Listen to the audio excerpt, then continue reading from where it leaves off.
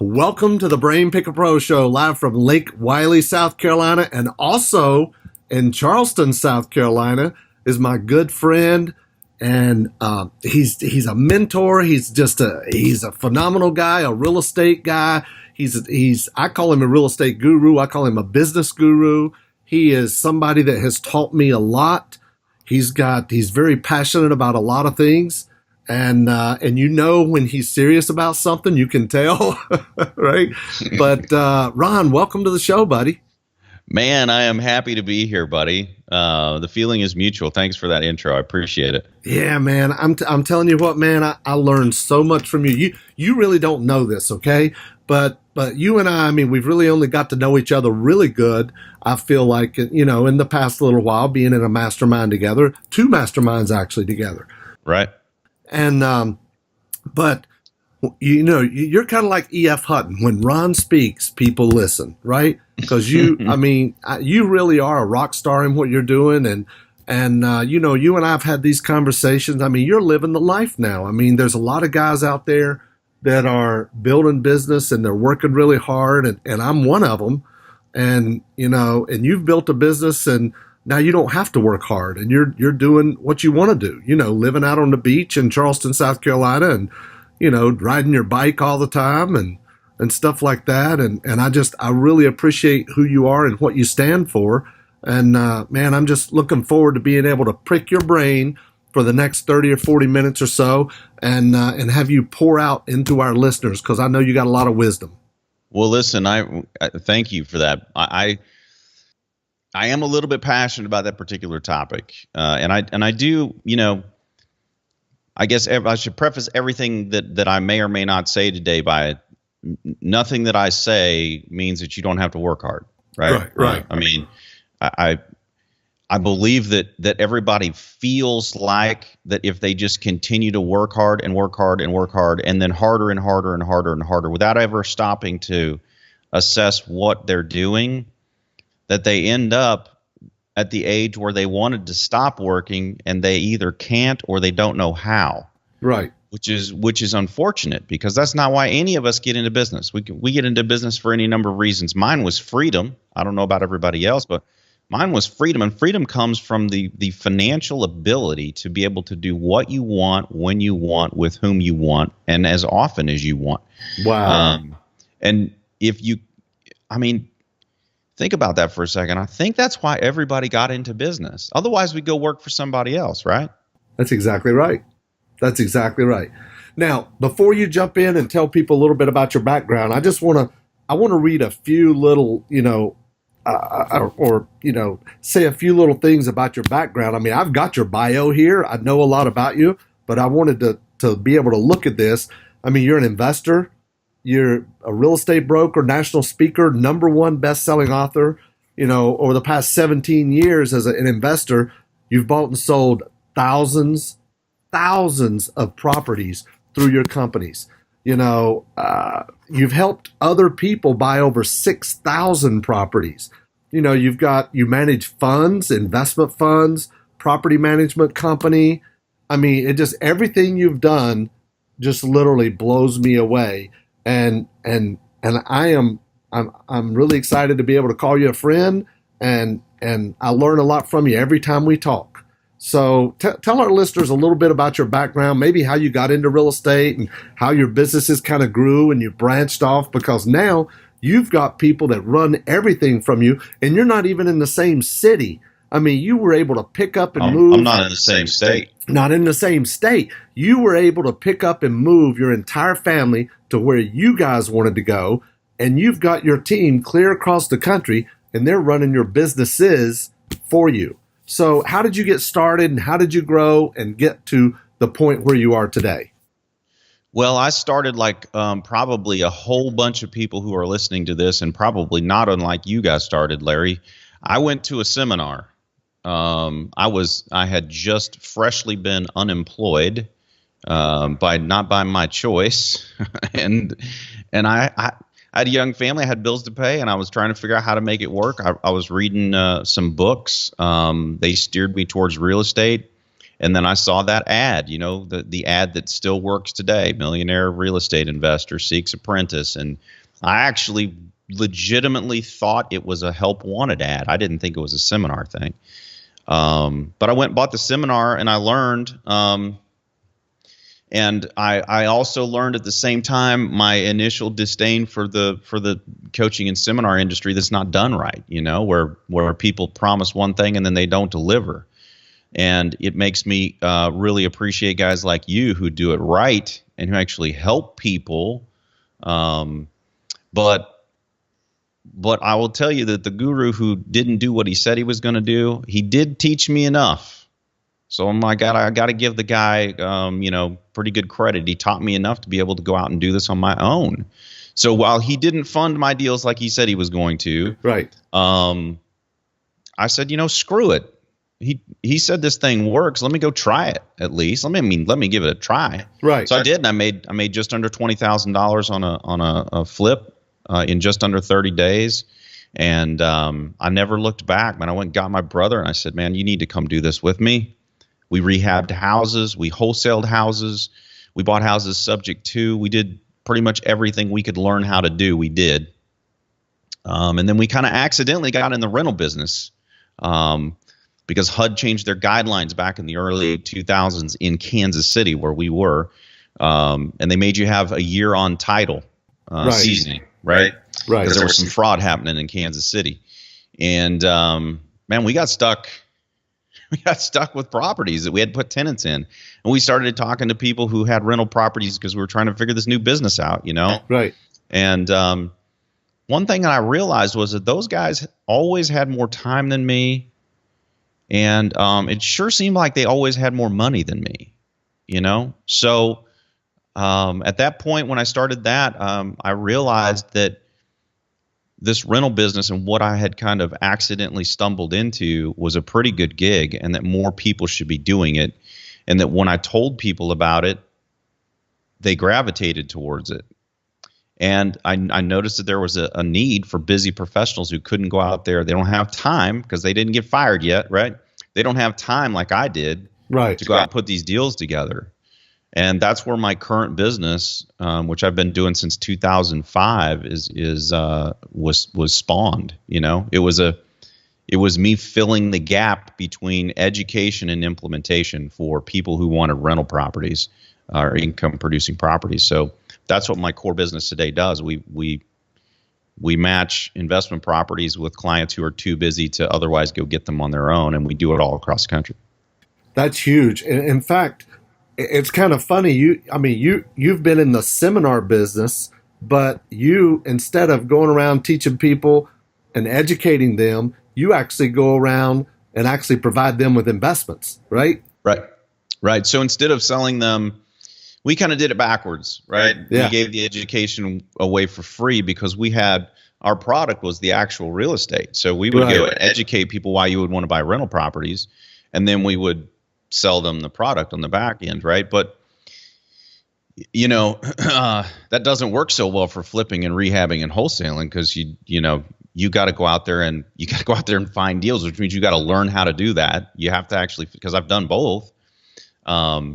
That's not a product you can just deliver to people. Right. You have to be able to deliver them education, and in some cases like what you do, provide some awesome coaching as well to help people get past some of their fears or anxieties or whatever it is that's holding them back, to be able to get them to get out there and get a deal. Right. Exactly. Now, I remember you and we just spent a couple of days together over in St. Louis at a mastermind, and you told me you started out literally door knocking, right? We started in the war zone in Kansas City, which apparently right now is not as dangerous as St. Louis, but it's legit a dangerous place. And we printed, because we didn't have hardly any money, man. I just got fired, and I just started up. So what we did is we printed on this god awful, ugly yellow and lime green paper. We buy houses on the front with our number.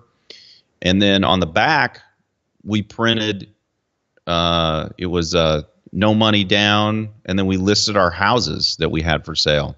So it was a dual purpose flyer. Right, right. And we did literally, in the war zone in Kansas City, we went door to door and we did hundreds of flyers a day. And then we would go do the rest of our work after that. So that's how we market. I mean, we legitimately, you've heard of guerrilla marketing? Yeah. Yeah. Well, that's what we did. So I'm not saying people shouldn't work hard, Larry. I know worked that. hard, baby. I get that, man. But you've paid your dues. See, you've paid Right. your dues, right? So, yeah. So you went from the door knocking to, and it's almost like, I like to use the term roll with the changes, right? You couldn't sell the properties. There was seasoning requirements, so you got into the rental business. And one of a friend of ours, Dave Steck, calls that the fire alarm, right? When something stops, you got to have something else to pull when the fire alarm's pulled, right? Right. So you naturally went from selling rental properties, and then you created a property management business. So you had your own clientele built right in, right? Yeah, and then I got sick of the management business and I sold it in I can't remember when. And then yeah, I mean the management game, that is the absolute game that makes or breaks rental properties. You have got to have good management. That's true. That's the name of the game. If you don't, it'll be the worst thing that you've ever done in your life. That is true. And from there, I mean, you've even moved into multifamily and, are working with other investors and doing multifamily projects as well, right? Yeah, we partner with mostly with our clients. We partner with our clients and buy larger projects. So a lot of our people have graduated. They start with a single family home, and we've been doing this for a long time. And a lot of these people have made a lot of money over the years. Right. And they're ready. They're kind of in between. They're ready for a big deal, but not really. Right. And so we partner with them, and we go buy larger deals. And then I manage the fund itself, and yeah, and it's worked out. It's worked out really, really well. We've done several of those. Probably do another couple this year, and I just do them as I find a really good deal and as I have the time that I want to give up for it. Right. But yeah, those are really, really attractive when done right.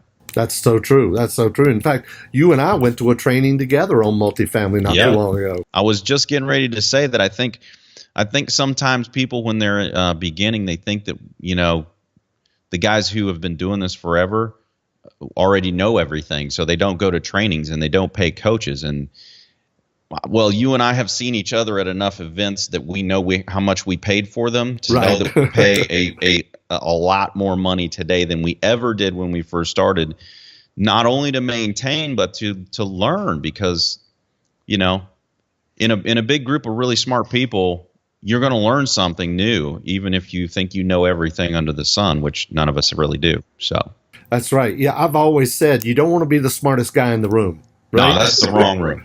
That's exactly. You're in the wrong room. That's for sure. That's for sure.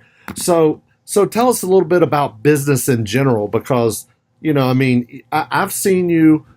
We've talked enough to where you've actually coached and mentored and helped other people. And business is business, right? So tell us a few things about when somebody's maybe starting out in business. What are some things that they can do to ensure their success? And, just give us a little bit of feedback about that. I think that one of the biggest pitfalls that new people make when they first start to have some success is that they think bigger is better. Right. And it's not always better. I learned that the hard way. I've grown businesses, hit the ceiling and then had to shrink. And you talk about scale. I've scaled up and I've had to scale right back down. Learn a few hard lessons.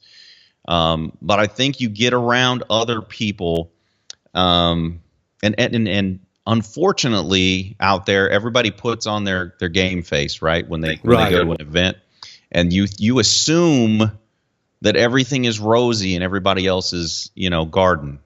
Right. And you peel back all the layers, and a lot of times it's not. Those guys that have scaled, that have these businesses that you look up to, a lot of times are slaves to their business because they haven't thought through anything other than scale. And so I think a lot of new entrepreneurs, they get out there and they finally have a taste of what it's like to succeed financially. They start to make some good money, and then they just go all in. They push all their chips into the middle of the table. They put everything back into their business. They work 2 times harder than they were because they figure, in 2 years, I'm set. Right. But it almost never works out that way.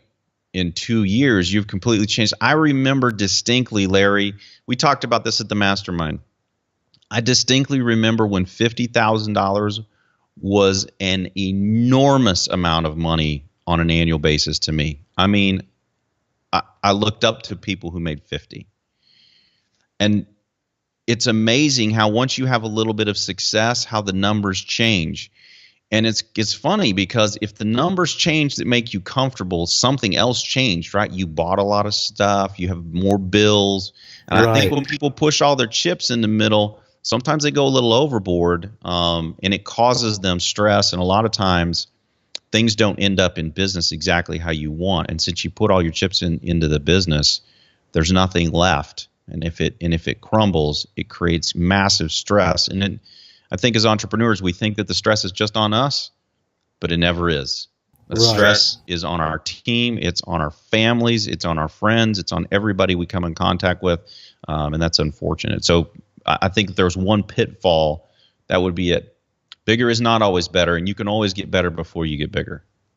That's so true. I've had several people in the last couple of weeks tell me, keep it small, keep it all. Yep. Scaling requires people. People take money. And look, there's nothing wrong with that. Business is a people game. Right. It's a people sport. It's a team sport. And I think business owners who don't treat their team as an actual team, like that they're actually a member that plays on the team. Right. I think that's unfortunate as well, because everybody that's participating on the team, they need to have their moment to shine as well. And we should be as entrepreneurs building people up inside of our organization. That doesn't necessarily mean that scaling means more people. It means better before bigger, right? And that means everybody, including the entrepreneur, have to get better in order to be better as a company. You have to be ready to scale. Correct. You have to be ready to. And there comes a time, it's like a lot of the students we talk to, I always ask them, what do you need? You need cash now or do you need cash flow? Everybody says, I need cash now and then I want cash flow, right? Right. So how do you make that determination when it's time to stop just churning and burning, and wholesaling or fix and flips or whatever, and then start building some passive income? How do you know when it's time to start working on the passive income? I think so. And I only learned, so if I say this without a preface, it's going to sound like I knew this since I was like 15 years old, which is absolutely not true, right? But the biggest game changer for me, specifically with what you just asked, was when I actually got really clear about what I really wanted my life to look like. So I guess that's the second mistake, is that the business owners and entrepreneurs, because we're so good at building business and making money, right? We don't ever really stop to think about what we're doing it for. Why the hell are we doing this? Right. And what does life look like? And who are we doing it for? Yeah, well, so we pull these numbers that we need to have out of our backside, and we say, man, when I get to $1 million, I'm set. Well, here I'll make this promise to whoever out there that's listening. When you get to $1 million, the number will no longer be $1 million. It will be $10 million. And then when you get to $10 million, it isn't going to be $10 million anymore. It'll be something else. Right. And you got to ask yourself why. What does that number signify? What does it stand for? Have I actually sat down and thought about how much my life actually costs if I could live it any way I wanted? And the realization, you talked about me moving to Charleston. Well, the realization of all of what I'm living currently is that, somebody smacked me one day and said, have you really thought about what life looks like? And once I looked at it and I talked to my wife and we both looked at it together, life wasn't anywhere near as expensive as I thought it was to live how I want to live, like right now. And it's amazing when you get clear and focused on whatever the goal is. Because in business, I guarantee if somebody starts out in business, they say, man, I want to make $200,000 this year. By the end of the year, if they're focused and driven, they'll make $200,000. Right. If they say they want to make $1 million next year after making 200, they probably can. That comes from focused concentration and effort in one direction, right? Right. But it's the same thing with your life.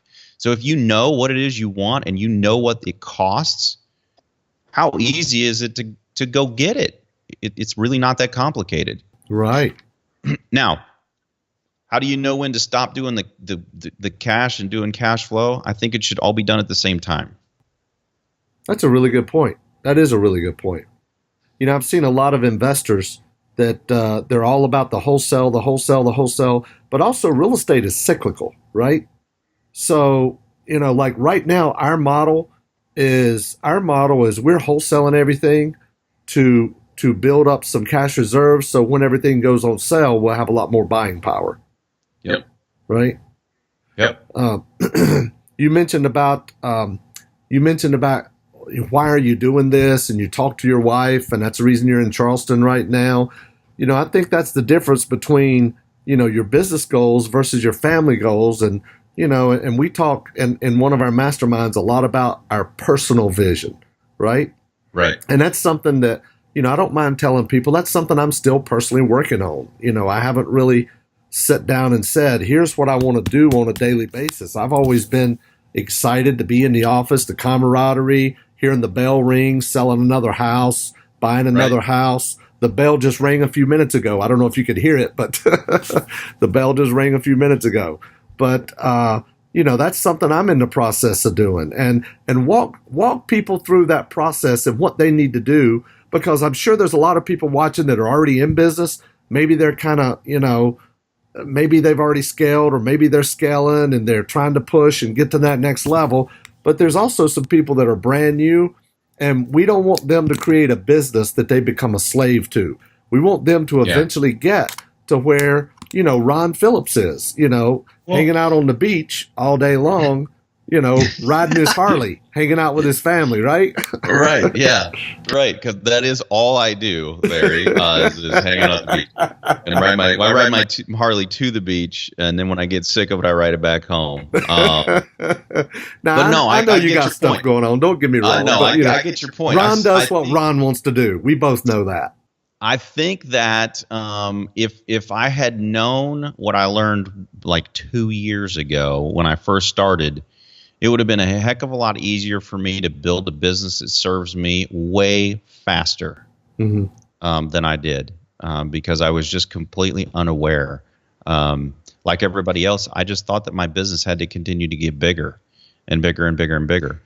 So I think if you're starting out, when you're starting out, especially if you're starting out like I did and like you did, Larry, where we're wholesaling or rehabbing and there's big chunks of money coming in, when you get, I call that real estate crack, right. You just got a hit, and that means you just need more and more and more. And so people just go and go and go, and they spend the money they need to go get the hit. That fast cash, that really feels good in the moment. Right. And it's really, really hard to take some of the profit off the top and go buy something that's healthy.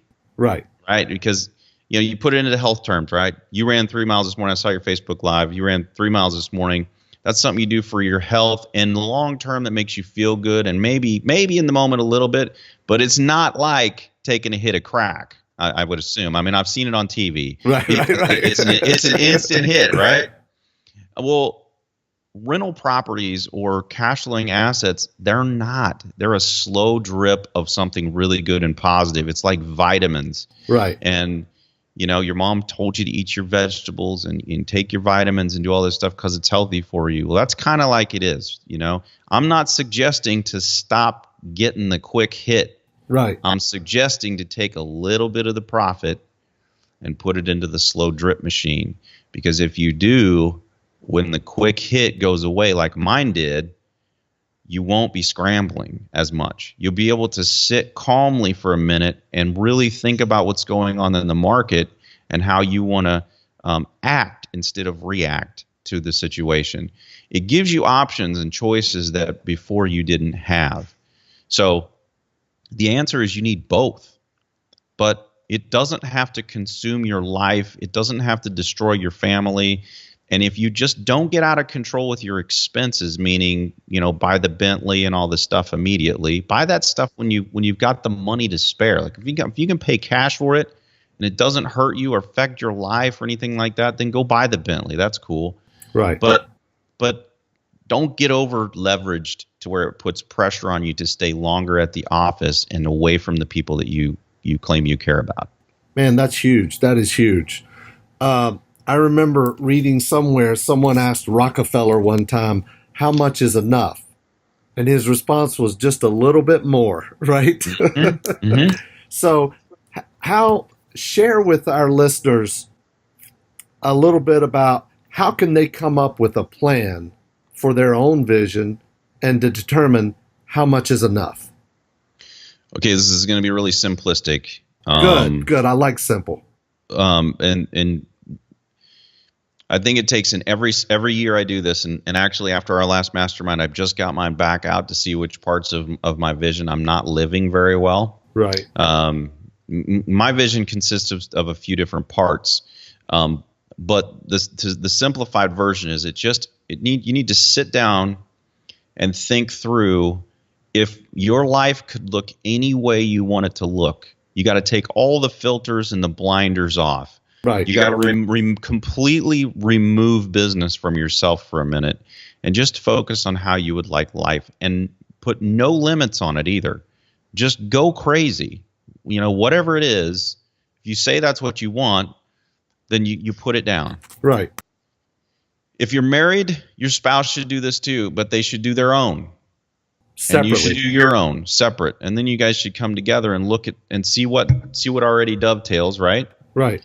And then try to support the other stuff too. But then you put all that together and then you put prices on it. So in my vision, we take a couple of trips a year as a family, and my wife and I travel.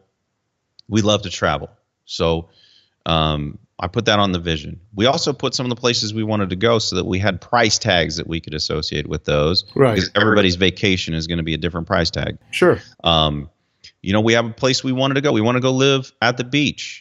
We wanted to pick a beach and actually move and live on the beach. That actually changed a little bit because beach houses are way too close for me together. I don't want to live on the beach. I don't want to be close enough now that I can get to the beach really fast. Right. But you just sit down and you put all that stuff down. The most important part of it is you put a price tag to it. Mm-hmm. People will be shocked at once you put the price tag down at how little it is.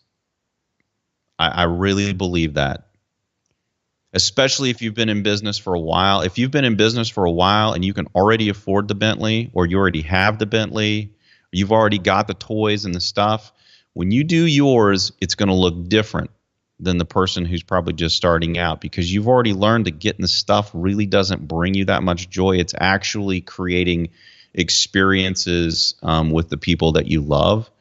That stuff, while a trip to Europe costs a lot of money, if it's on my vision and I can plan for it, it's not that much money. Right. Then I take that annual and I just say, oh, that's what I have to make annually. Then I figure out how much passive income is it going to take me to get there.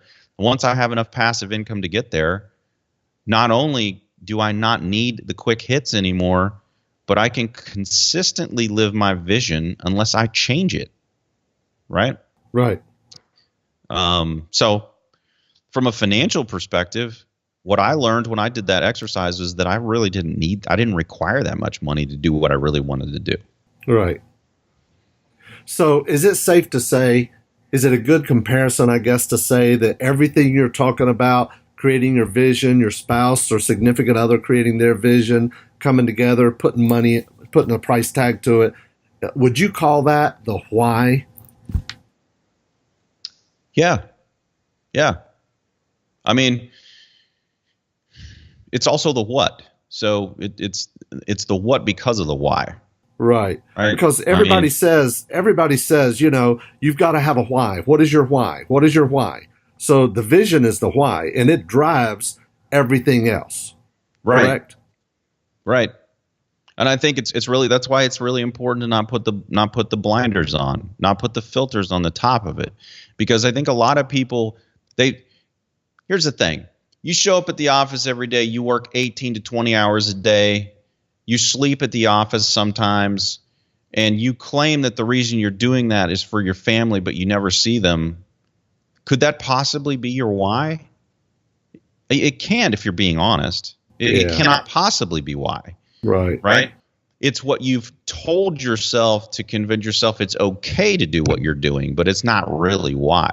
And if you sit down in a quiet place and you actually list things out, and then you put, and especially if your wife does, or your husband, significant other, you put those together and they match, and then you're still doing that stuff. Right. You got to ask yourself, then why? What really is my why? I mean, what is my why? Because if I'm not trying to move towards what I just wrote down that I really want, what the heck am I doing? And it allows you to be introspective about what it is that you're accomplishing. Right. And it's not just money stuff that you put down, like, I want the Bentley or I want the Harley or whatever. It's how do you want your day to look, right? Yeah, it's actually less about money. We only attach the price tag to it so that you can actually know what your number is. Because I ask people, like, if will you quit working if I paid you $15 million for your company? They'll either say yes or no. So they've got a number in their head, right? Right. Everybody's got a number in their head. Right. Right. But where'd the number come from? That's all I want to know. Where'd the number come from? Why do you need 15 million? Why isn't 2 million enough? Right. Right. And that's what the vision does, man. And so in my vision, I have multiple parts of it. I have a spiritual side too. There's no money attached to that at all. It's about me becoming a better human being. Right. Right. I have a vision about that too, but I have to have time to be able to do that. Right. I mean, if you work like I was just talking about, you're necessarily going to eliminate or suffocate that part. I have a family section and I have a personal section, right? And all of those different sections, I have a vision for each one of those. And I have to have time in order to do that. One of the cool exercises we did when I was doing that is to do the calendar. Yeah. I think you've done too, right? That's what you're alluding to. Well, if you put all your stuff in the calendar and then you don't put business in there, and you look at what's left over for business in your ultimate day, your vision, there's not a whole lot left, is there, Larry? You got to figure out something so you can do the personal stuff, right? Right. That's awesome, man. I love that. So where does Ron go from here? What's Ron got going on? I think already. I'm trying to put together some ideas about how to help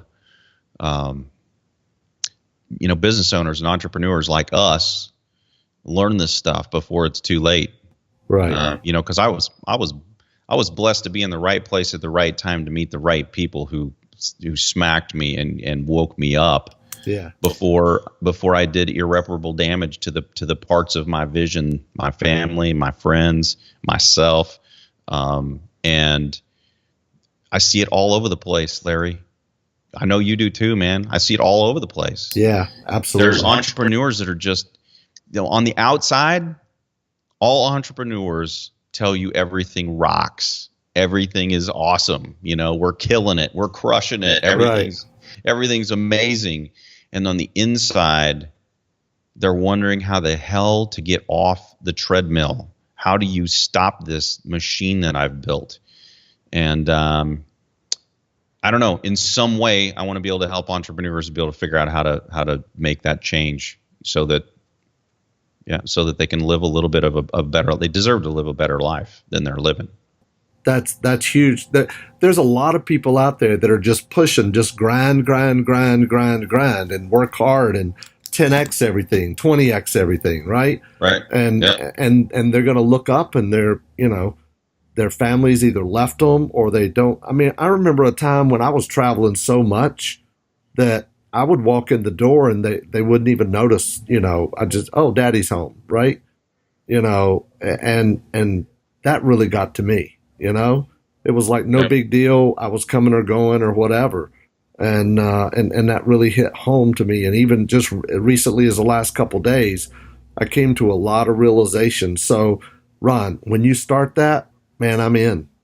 Well, We need to that fill means that. a lot. Thank you. We, Yeah, we- I'm hell bent on starting it. I don't know exactly what it looks like, or I would tell you, but I feel like that's what's next. That's what's next for me anyway, is to try to help entrepreneurs and business owners understand. Yeah, and I'll keep doing real estate. It's been really good to me. So I just don't I don't feel compelled to do it all the time. right. But when I can find good deals, I'll buy them. You made a really, really good comment a couple of days ago in St. Louis. You said something about a lot of people say real estate is my passion. Right. Talk about that for a minute, if you don't mind. Yeah, I think, and I've even said it in the past. And it's such a lie. It's not my passion at all. It's a vehicle. I mean, real estate is a vehicle so that I actually can live my passion. Right. And it's an amazing vehicle. Don't get me wrong. I mean, real estate has been very, very good to me and to a lot of other people that I know. But to say that it's my passion, I have learned over the last couple of years as I actually, kind of zeroed in on what my passion really is. It doesn't have anything to do with my passion other than that it finances it. Yeah. It finances my passion, right? That's what it does. It gives me the I love option to that. be able to change my passion if I want to be able to do whatever I want. It's freedom is what it gives me. Right. That's not my passion. I love it. I am passionate about teaching other people how to be financially free. Right. I do love that. And when I do it, it includes real estate, Right. right? Just like you. Right. But no, that is not my passion. I love that. Real estate is not your passion. It funds your passion. That's correct. That's correct. Because some days my passion is my beautiful Harley. Right. And some days my passion is taking my family to Europe and creating memories that last for forever. Yeah. Which you just got back from, right? Right. Sometimes it's just having the ability to buy a plane ticket that I wasn't expecting to go see a family member because they need it. Right. It's freedom and the ability to be able to do things that I once in my life was not able to do. It funds it. Right. Right. That sounds good. Ron, if anybody would like to connect with you or reach out to you or whatever, would you like to give out a website or any contact info or anything? Sure. Yeah. People can hit my website. It's RPC Invest, stands for RP Capital, which is my company, RP Capital, rpcinvest.com. And our contact information is on there, but our phone number is 801-990-5109. Awesome. So yeah, just reach out. There's email links and everything on there. People can reach out. And man, if we can help people, we would sure love to. That's awesome, man. Well, you're an awesome guy. You're living the dream, living the life, and you've worked really, really hard and busted your butt to get there. But I'm really glad that you created your own personal family vision and you were able to have your business serve you instead of you serve it. Absolutely. Larry, it has been fun, man. I appreciate the invitation, buddy. Thanks for having me. Oh, man, anytime. That's awesome. And I'm going to see you in a few weeks. You're coming up here to visit, right? We're going to ride together. I cannot wait. I have only just driven through, the area where you are, and it's beautiful up there. But I cannot wait to stop in and spend some time with you, man. That's Get to awesome, know you man. a little bit better. It's going to be great. a lot of fun. I'm looking forward to it. I'm looking forward. Yeah, You know, get that Harley polished up. as long as I've had my bike, I've never gone ridden with anybody. Never. Really? Never. Well, that is about to change, my friend. Gemma is on her way up to meet whatever your motorcycle is called, and if you haven't named her yet, you better get her named. I gotta give her a name. I haven't even thought about that. You don't even care about her enough to give her a name. You better repent of that right now, and then I can't wait to ride with you, man. It's gonna be fun. That's awesome, man. I'm looking forward to it. I really appreciate you being on, man. All right, I appreciate you, man. Have a great one. Thanks a lot. You too.